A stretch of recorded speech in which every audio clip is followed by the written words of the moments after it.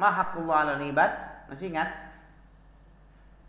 Hak Allah atas seorang hamba apa? Atas hamba-hambanya, makhluk-makhluknya. Apa hak dia? Kita punya hak, Allah juga punya hak. Apa hak Allah? Masih ingat? Bahaya nih. Di ibadah. Masya Allah, entar nih. Tapi masih standar ya. Memorinya masih standar ya. Hak Allah itu ayya'budu wa la yusyriku bihi syai'. Pernah ditanyakan oleh siapa nih? Mu'az ya. Ma haqqullah 'alal ibad? Nabi yang berkatanya, ya Mu'az. Mu'az. Atadri ma haqqullah 'alal ibad wa haqqul ibad 'ala Allah? Nah, ini penting ini. Karena kalau hak tidak dikasihkan, ibarat kita aja hak kita nggak dikasih gimana? Ya? Punya hak tapi nggak dikasih. Bagaimana kalau Allah nggak dikasih haknya? Ngeri nak? Toho jahil hiyal ma'wa nanti. Ya? Orang yang tidak memberikan hak Allah itu orang yang melampaui batas sekali. Kezaliman yang sangat besar. Ya bunayya la tusyrik billah inna syirka la zulmun azim. Kenapa syirik dibilang kesyirikan yang sangat besar, kezaliman yang sangat besar? Kenapa itu? Ya bunayya la tusyrik billah. Surah apa dia? Surat Luqman, surat 31. Ya, ingatlah ketika Luqman berkata kepada anaknya, ya, wa idh qala Luqmanu libnihi wa huwa ya'izuhu ya bunayya la tusyrik billah. Apa ya bunay? Bani Israel, bani apa dia? Bunayya apa dia? Anak. Apa beda bani dengan bunayya? Sama dengan abi dengan abuya, buya. Ya kan? Kalau abi, mana yang enak buya dengan abi? Buya ya? Ya gitulah. Kenapa payah kali? Buya abuya itu, abuya, abata sama ya. Bapakku yang kusayang. Kalau mau menyayang abi panggil Buya. Buya Ervin ya. Bukan Buya itu Ustad, bukan itu. Buya itu bapakku yang tercinta, yang banyak sekali jasanya. Siapa manusia laki-laki di dunia ini yang lebih berjasa kepada kita? Ya Buya kita lah, abi kita. Jangan lupa itu. Saking hebatnya abi ini, Allah menggandeng kewajiban beribadah kepada Allah dengan berbakti. Mana dalilnya? Ya, wa qadha rabbuka apa artinya ya? Al-Quran ini bahasa Arab atau bahasa Duri? Dibantu nak, perlu dibantu nak dengan terjemahan. Kalau baca-baca aja tanpa terjemah ya kayak gini akhirnya ya.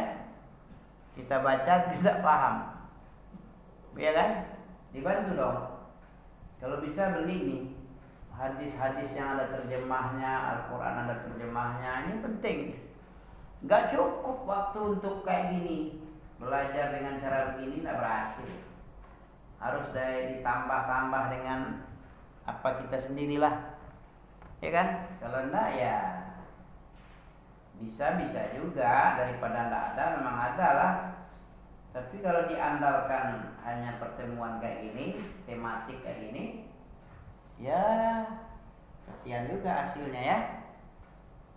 Setengah aja nggak bisa. 1/4, 1/6, 1/10 aja belum bisa. Harus ditambah-tambah. Ya. Jangan diibadahi, jangan diagungkan selain Allah itu. Jangan diagung-agungkan, diibadahi. Ibadah itu diagungkan itu. Allah kita ibadahi, kita sembah, itu artinya mengagungkan, mendahulukan, nomor satukan dari selain Dia. Dan tidak boleh menyamai. Menyamai itu namanya sekufu namanya ya. Tidak boleh kita samakan. Dia lam yakun lahu kufuwan ahad. Apa lam yakun lahu? Walam yakun, tidak ada satupun keadaannya yang sekufu dengan siapa saja. Ya, jangankan dengan kampus, dengan siapapun, dengan malaikat Jibril aja nggak sekufu. Apalagi dengan dunia yang hina ini. Ya, tidak sama. Kalau kita samakan nanti sekufu namanya. Padahal Allah bilang lam yakun lahu kufuwan ahad. Tidak satupun yang sama derajatnya, yang sama keagungannya, kehebatannya dengan apapun saja. Itulah Allah itu, ahad yang dari nomor satu. Jadi kalau kita lebih mementingkan selain Allah, mementingkan selain agama Allah dengan yang lain, lebih duluan yang lain daripada agama Allah, berarti bukan sekufu lagi itu. Kalau sekufu itu 50-50 sekufu itu. 50 sini, 50 situ.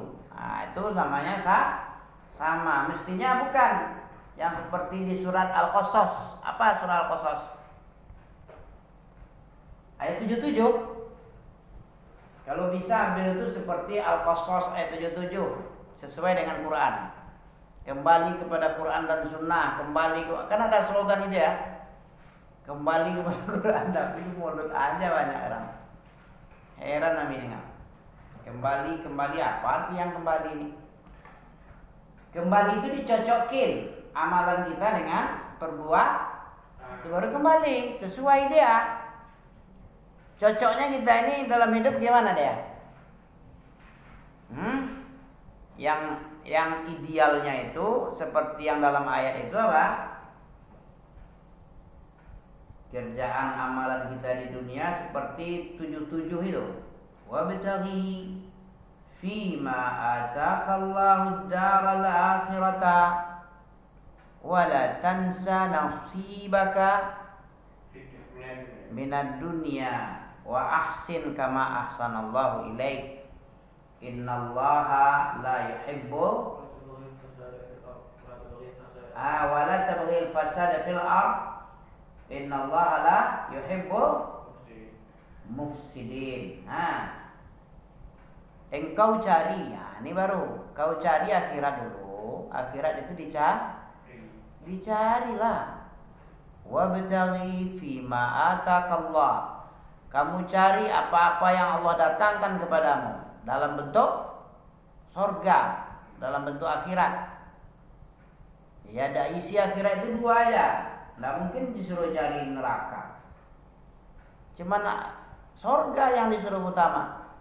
Wabtaghi fima ataqallah. Kamu cari apa saja daripada apa-apa yang Allah berikan kepadamu berupa karunia-Nya surga. Bukan neraka, jangan cari. Jangan cari neraka. Bahaya. Pedih loh, panas, gosong kita, hitam kale. Nah, surga disuruh cari. Wabtaghi fima ataqallah daral akhirah. Kampung akhirat disuruh cari dulu. Jangan kayak orang awak.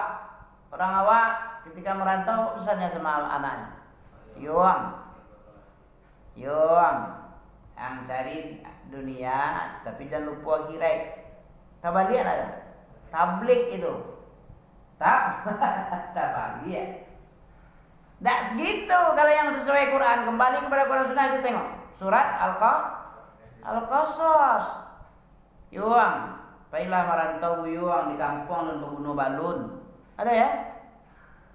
Pailah merantau itu orang awak kayak gitu dia. Kemudian syaratnya nyampe, dibekalinya nyampe. Iko yang payah yang bekali yang sasek lah. Apa disuruh cari kalau merantau? Cari dua samang, cari hati dua samang. Perhatian anak gadis dua samang. Kalau tak desa dia beruntung. Itu parah. Antara cerita pelantanya, saya sewana nggak tahu, ya. Tapi bisa jadi dari cari modelnya ya. Telunjuk luri kelingking berkait ya. Ya. Padang bengkok curangnya. Kami paling sakit hati dengan harganya. Padang bengkok. Ada pameo di Medan kayak itu, suku-suku lain lah selain awak. Nah kayak gitu. Sare marantau ado ampe. Pertama cari dua samang dulu di situ. Yang kedua cari ambil hati dua samang. Perhatian nak gadisnya. Kalau tak dasak boleh berutuh. Mana ada ya boleh berutuh. Dusta. Dusta ini paling bahaya nih. Tahu bil dusta ini?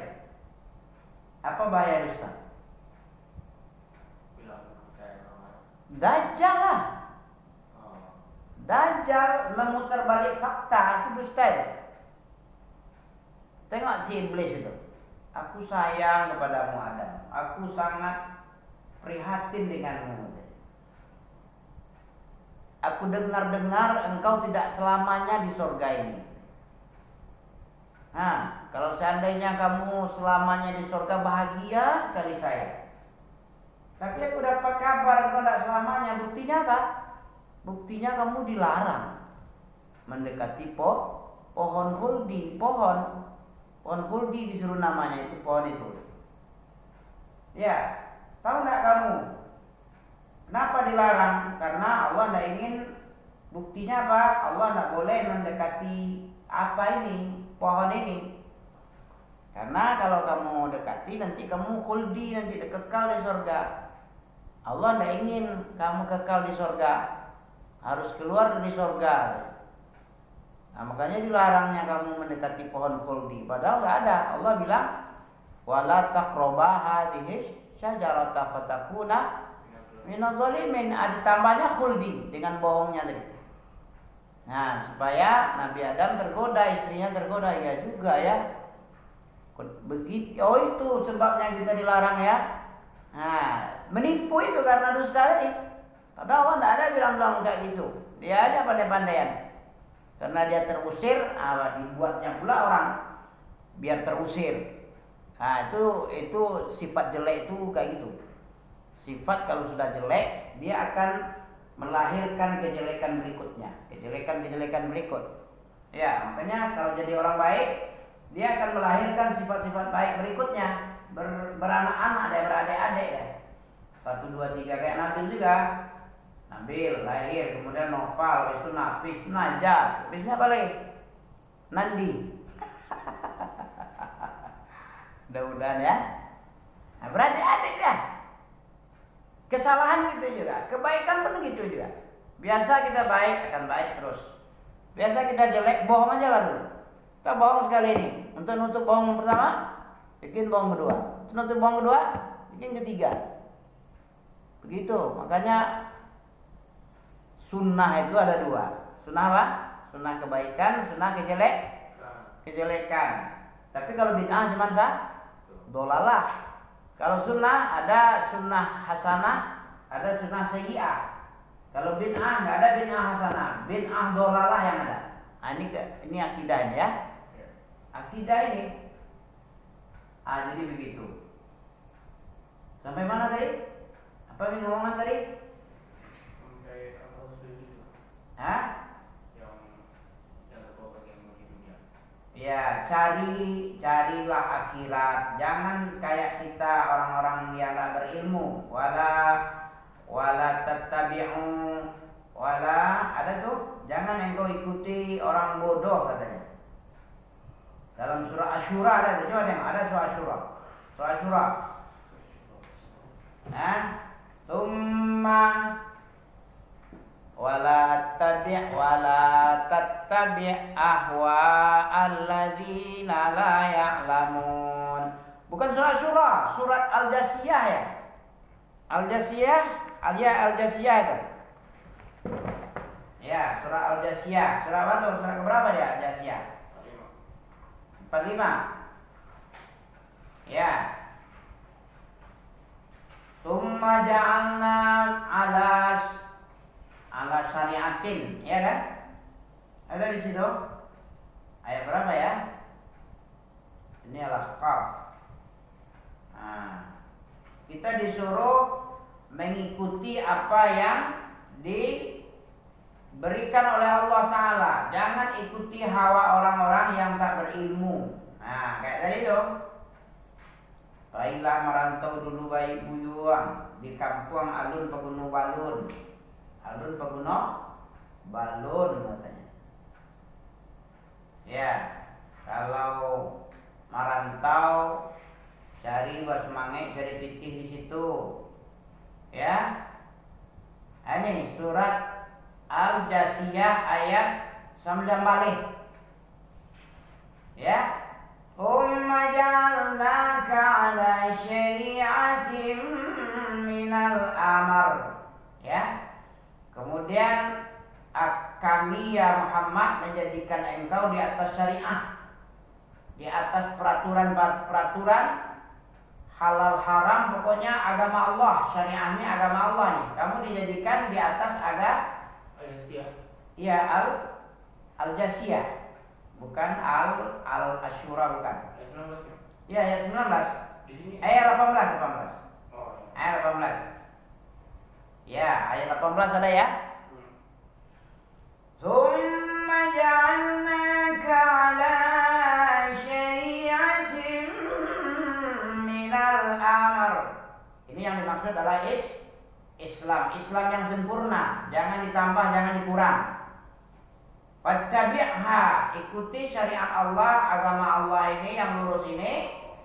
Wala tattabi' ahwa, jangan kamu ikuti ahwa. Ahwa jamak dari hawa nafsu, ahwa. Alladzina la ya'lamun, yaitu hawa nafsu orang-orang yang bodoh, tidak ada ilmunya, gak dibangun di atas Quran Sunnah. Ya, kenapa kita tidak boleh mengikuti orang yang bodoh, tidak tahu? Nah, ini kelanjutannya surat 19 lagi ya. Ayat 19. Innahum la yughnu anka, karena mereka itu tidak ada manfaat sedikit pun atas engkau, tidak berguna bagimu. Orang tidak berilmu ini, orang tidak berilmu, orang tidak guna. Ini di sini Allah bilang nih, kami yang bilang tidak. Yang bilang orang tidak berilmu itu tidak guna. Innahu la yughnu anka, untukmu, untuk keselamatanmu di akhirat, untuk keberuntunganmu. Tidak berguna orang-orang tak berilmu ini. Jangan kamu ikuti dia. Orang tak ngerti Al-Quran dan Sunnah, jangan ikuti. Innahum la yughnu. Ini ingat ini. Besok pergi kan. Ini dua ayat ini penting bersama ini ya. Innahum la yughnu, kata Allah dalam surah Al-Jasiyah, anka, terhadapmu, sedikit pun tak ada guna. Minallahi syai' itu sedikit pun tak ada gunanya dari siksaan Allah. Allah menyiksa orang-orang yang bodoh ini, orang-orang yang tak mengikuti syariat Allah ini, itu orang bodoh, sedikit pun tak berguna dia dari siksa Allah. Wa innal zalimin, kenapa dibilang zalimin? Orang bodoh ini, orang tak tahu ini. Karena dia syirik. Zalim itu tidak menempatkan sesuatu mestinya yang diagungkan Allah, malah selain Allah yang diagungkan. Mestinya Khalik yang diibadahi, yang disembah, yang diterima kasihi, yang dipuji, ya, yang diibadahi siang dan malam. Ini malah selain Allah, zalim namanya. Apa kezaliman yang lebih zalim dari itu? Gak ada lagi. Kayak Abi kerja, banyak kerja proyeknya udah selesai, ya kan? Udah selesai kan? Benar keluar duit, zalim lah tuh. Misalnya ya, ini misal aja nih. Tayang tenda ya terserah lah, nggak ngerti yang itu. Ini contoh aja. Ya, kadang-kadang ada juga nih, udah kerja, udah capek-capek 3 bulan, 5 bulan, 10 bulan kerja, bawanya kabur duit orang oleh pembohong tadi. Pemborong. Banyak kejadian di kota-kota besar, kami dengar kayak gitu kawan-kawan. Hari raya, wah terpaksa jalan kaki lah pulang deh. Pulang kampung hari raya karena nggak terima, kabur dia. bos pemborong itu. Taman itu? Mau? Ya mau sholat ya. Itu akibat orang zolim. Kezoliman sesama kita aja bikin mewek, apa namanya selera? Bikin nyesek ya. Bikin nyesek. Bagaimana kalau Allah yang kita zalimi? Zat yang maha pemurah, yang maha karim, memberi segalanya. Tidak ada. Allah yang beri kasih semua. Terus bukan dia yang diibadahi, bukan dia yang dipatuhi. Apa enggak mendongkol? Pernah ditanya orang kepada Zakir Naik, iya kan? Bisa beliau jawab ini. Allah Maha Pengasih Penyayang. Tapi kenapa kok Allah itu bikin neraka kekal abadi untuk nyiksa? Katanya pengasih penyayang. Gimana jawabnya ya? Saya jawab enggak? Kira-kira. Gimana ya? Kira-kira kalau misalnya dia enggak dipenuhi sama orang lain. Kenapa kok Allah mesti memberi ancaman yang besar gitu? Kalau pengasih maha penyayang, ya sayangnya nggak terbilang, kasihnya seluruhnya dikasih. Tapi kok bikin neraka kekal abadi, nggak mati-mati, summa la yamutu fiha wa la yahya. Jawabnya apa? Memang Allah itu maha pengasih penyayang. Seperti Allah menyuruh ud'uni astajib lakum ya. Berdoalah kamu kepadaku. Kemudian ada ancaman neraka jahanam ya. Innal ladzina yastakbiruna an ibadati sayadkhuluna jahannam dakhirin. Ya. Diperintah kemudian dikasih ancaman. Kan belum terjadi. Kan cuma ancaman baru. Kalau kamu tidak kerjakan berdoa kepadaku, karena berdoa itu wajib bagiku. Harus buat apa kan? Biar memang butuh kamu. Harusnya minta, kamu nggak dikasih-kasih gitu aja. Harusnya minta-minta juga lah. Biar ada keseimbangan kan. Kalau dikasih-kasih gitu aja tanpa minta, rasanya hina kali kita ngasih ya. Nah, tapi kalau minta-minta kan enak ngasihnya. Ini orang butuh, ini orang perlu ini. Harusnya minta. Disuruh apa tuh? Ud'uni astajib lakum. Surah apa ya? Surat Ghafir ayat 60. Surat Ghafir, surat Mukmin ayat 60 itu. Ud'uni astajib lakum. Innal ladzina yastakbiruna an ibadati sayadkhuluna jahannama dakhirin.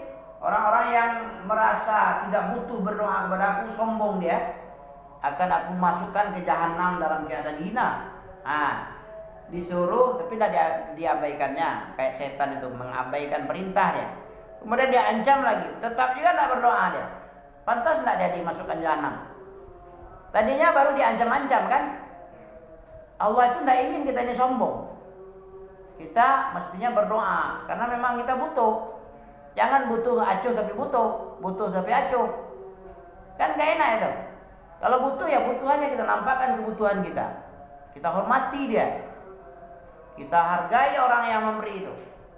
Jangan kita butuh dengan duitnya tapi kita sombong-sombongan pula ya. Gak seimbang ya. Ini kurang ajar anak kayak gini. Dia butuh sama tapi acuh dia. Gak ada harganya. Kayak gitu juga Allah. Makanya disuruh berdoa. Kemudian diancam. Terus dia tidak mau juga lagi. Pantas tidak dia kena ancam. Diancam kekal abadi pula lagi. Supaya apa tadi? Supaya dia meninggalkan kesombongan tadi. Tinggalkan kekafiran, tinggalkan kefasikan, kemunafikan, kezaliman, ya semena-mena terhadap orang. Allah itu pengasih penyayang supaya orang itu baik-baik seluruhnya, jangan merugikan, jangan dirugikan. Kalau bisa enak-enak kan, sama enak ya. Jangan enak awak, nggak enak sama orang lain. Itu kalau lama dakwah namanya kan. Lama dakwah ketujuh di orang, nah itu mantap itu. Tapi kalau lama dakwah seorang, itu kucing aja ya.